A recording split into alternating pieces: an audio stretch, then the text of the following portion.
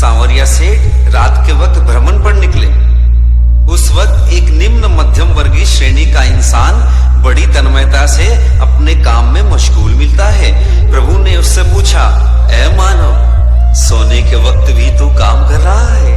न तुझे खाने की सुध, न तुझे नींद की परवाह, ना ही तूने कभी कोई दान पुण्य, ना ही गंगा स्नान किया, ना कभी तुम मंदिर जाते हो। फिर भी जरा सोच, तुमने जीवन में ऐसा क्या किया जिसके चलते आज तुझको दर्शन देने हेतु मुझे धरा पर आना पड़ा।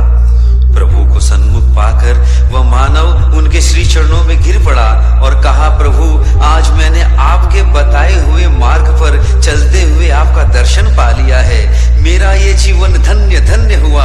अपने जीवन की व्यथा बताते हुए उसने प्रभु से क्या कहा, आइए इस भजन के माध्यम से सुने। सांवरिया झंझट